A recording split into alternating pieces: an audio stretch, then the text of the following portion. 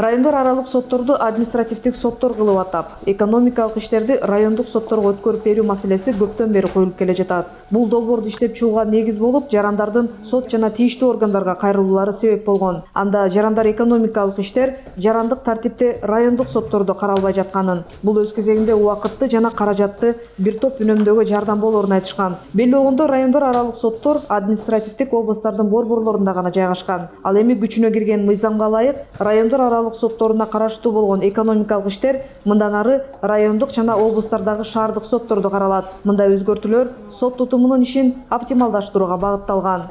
Одной из задач концепции «Цифровой Кыргызстан» Санарип Кыргызстан концепциясынын негизги милдеттеринин бири санарип сот адилеттигин жана укук тартибин түзүү болуп саналат. Кирип жаткан айрым мыйзам актыларындагы өзгөртүүлөргө ылайык. Мисалы, жарандар өздөрүнүн доо арыздарын соттун расмий сайты аркылуу маалыматтык телекоммуникациялык интернет түйүнүнө берсе болот. Соттун уруксаты менен соттук отурумдун жүрүшүн түздөн түз көрсөтүү каралып, сот процессинин катышуучулары соттун отурумуна видеоконференц байланыш аркылуу катыша алат.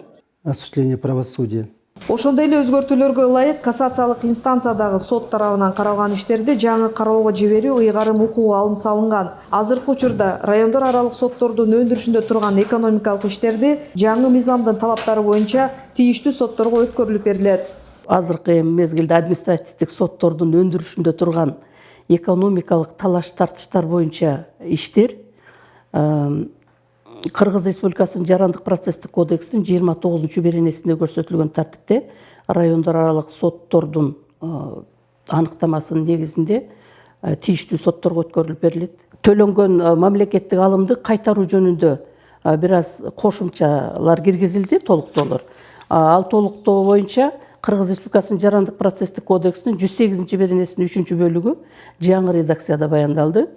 Ал жаңы редакцияга ылайык доогердин доодон толугу менен баш тартканда, жарашуу макулдашуусу сот тарабынан бекитилгенде, талаштын бейтарап сотто каралуусу жөнүндө макулдашуу түзүлгөндүгүнө байланыштуу же жоопкер доонун мойнуна алгандыгына байланыштуу, ошондой эле медиацияны колдонуунун негизинде сот жарашуу келишимин бекиткен учурларда бекиткендигине байланыштуу иш өндүрүшү токтотулган учурда тийиштүү соттук инстанцияга төлөнгөн мамлекеттик алымдын жарым суммасы кайтарылып берилет.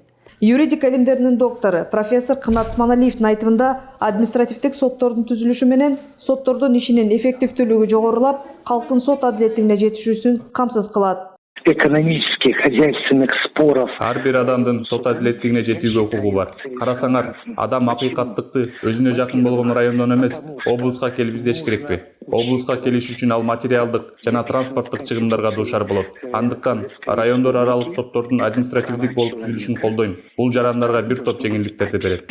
Доступ к правосудию. Эми административдик соттор бир гана административдик иштерди караса, экономикалык талаш тартыш маселелерди райондук жана шаардык соттор карашат. Ал эми экономикалык талаш жараткан иштерди Жогорку сот, Бишкек шаардык соту жана облустук соттордогу жарандык жана экономикалык иштер боюнча коллегиялар караса, административдик иштер боюнча коллегиялар карамакчы.